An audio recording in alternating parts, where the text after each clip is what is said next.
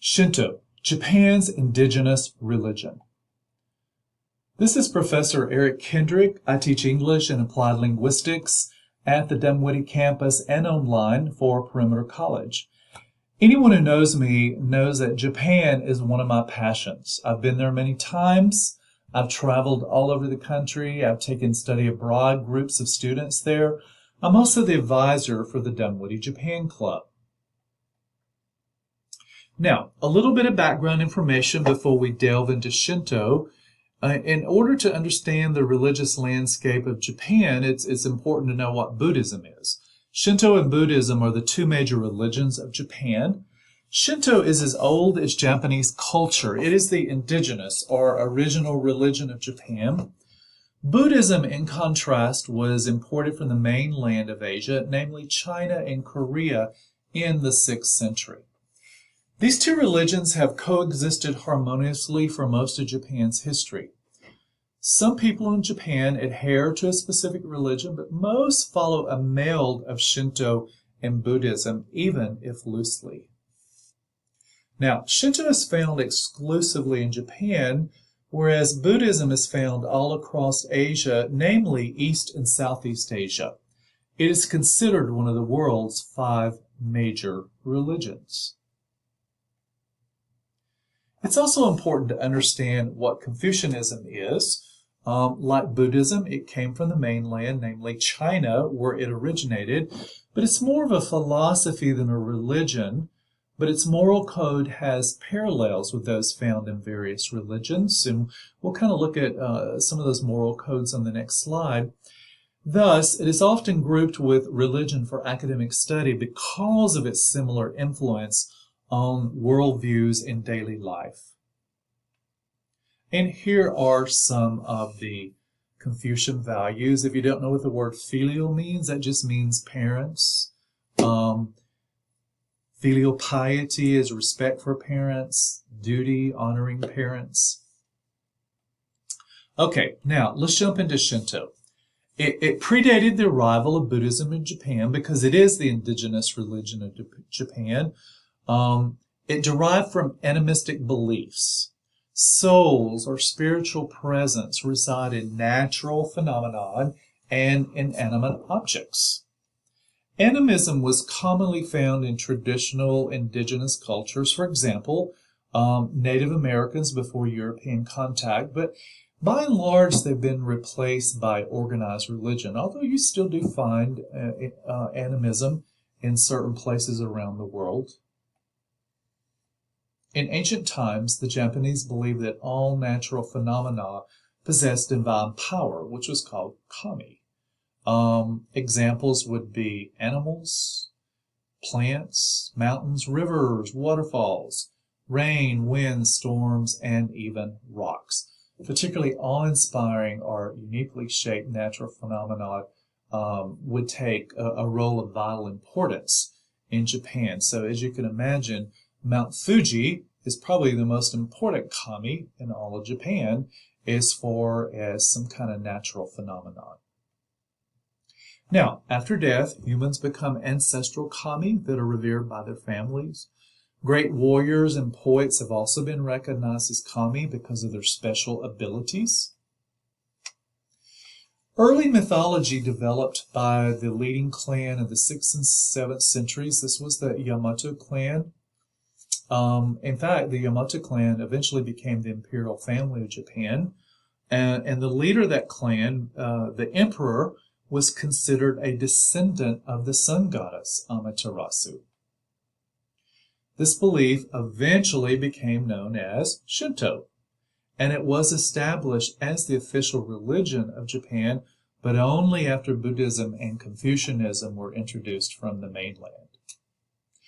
The Imperial House of Japan is the oldest continuous monarchy in the world. The recently crowned Emperor Naruhito, who is the son of Akihito, is the 26th emperor in a line that, according to legend, extends all the way back to the first emperor Jimmu around 660 BC. Now, evidence of the first 25 emperors is somewhat shrouded in myth, but there is historical proof of an unbroken hereditary line that goes back to at least 8500. So we're looking at 1500 years or more. Now, legend persisted throughout the centuries that the emperor was descended from the sun goddess, so this would make him divine. The emperor is the symbol of Japan and the Japanese people, and he's the highest authority in the Shinto religion. He's also the nominal head of state. He doesn't run the country like the prime minister. This would be kind of like the Queen of England, Queen Elizabeth, how she's the nominal head of state in England. So it's a role that is largely symbolic and ceremonial, but it is a very important role. Now, what does Shinto believe? Well, devotees worship ancestors and spirits, which we know are called kami. They're found in both the natural world and animate and inanimate or non-living objects. But what does it not have? Well, it doesn't have a founder like many religions do. Christianity looks to Christ. Buddhism looks to Buddha. Now, Buddha wasn't considered a god, but he was a great teacher, but he was the founder of Buddhism. Not only does it not have a founder, but it doesn't have any sacred text. So there are no holy scriptures in Shinto like you typically find in a lot of other religions. Now, kami, they're not gods. It's not a god, though the word gods or deities are sometimes used. They are rather spirits that are concerned with humans, and they can influence the course of natural forces and human events, such as health, success, good exam results, which is really important to high school students in Japan who want to get into a good university. So what Shinto is actually a system of rituals, not a code of beliefs. This would be the best way to describe or exemplify Shinto. This and the fact that it doesn't require its followers to follow it exclusively. This is what has enabled it to coexist with Buddhism in a syncretic manner for centuries. Syncretism basically means combining of different beliefs and practices. Now, you got these communal rituals that serve as the transmitter of Shinto religion, and they involve basically 4 components. And here they are: purifications, prayers, offerings to the kami, and a meal, which demonstrates harmony between humans and kami. And the goal of these rituals is to maintain harmony between nature, humans, and kami. Now, maintenance of harmony is an integral aspect of Japanese culture and society. In fact, it's an integral aspect of other Confucian societies like China, Korea, and Vietnam. So here we see that not only did Shinto integrate well with Buddhism, but it integrated well with Confucian beliefs. And more about beliefs, and I say that in quote, in quotes there, good and evil. There is no absolute right or wrong. Humans are fundamentally good. Sin is caused by evil spirits, and rituals can ward off evil spirits. Now, this idea that humans are fundamentally good, this is also something that would be in contrast to a lot of monotheistic religions where humans are considered flawed or even sinful by their very nature and in need of redemption. Now, Shinto has very strong connections to nature and physical landscape, particularly the country's physical landscape. Japanese culture has a strong reverence for nature, particularly its beauty. And if any of you ever have a chance to go to Japan, you'll see that it's truly one of the most beautiful landscapes in the world. The Japanese people do strongly believe that the physical landscape of their nation is special, and this is all tied in with Shinto. Shinto reinforces this. Shinto has connections to agriculture.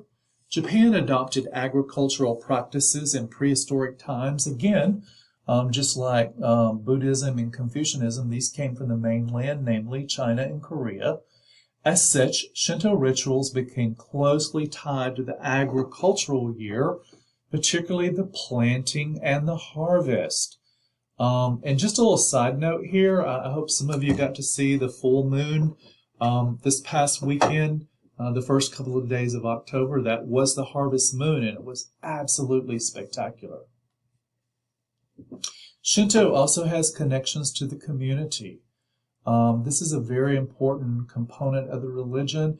In fact, local communities have their own shrines and even their own kami, and major rituals will be conducted at important times in the history of the community.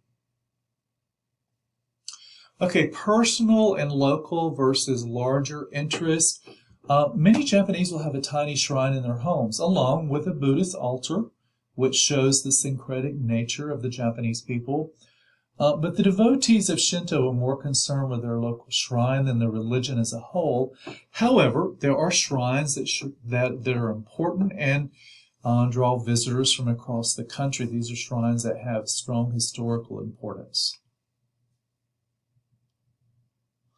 Now, to work officially as a priest in modern Japan, one must pass examinations by the Association of Shinto Shrines, which is open to both men and women. Throughout history, these appointments were controlled by the imperial court, Shinto schools, and family lineages.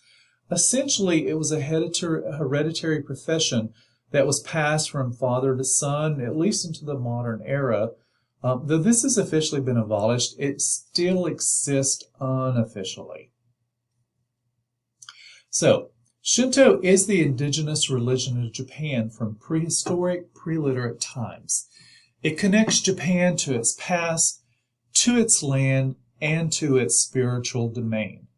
Throughout history and even today, it is an important part of the natural psyche.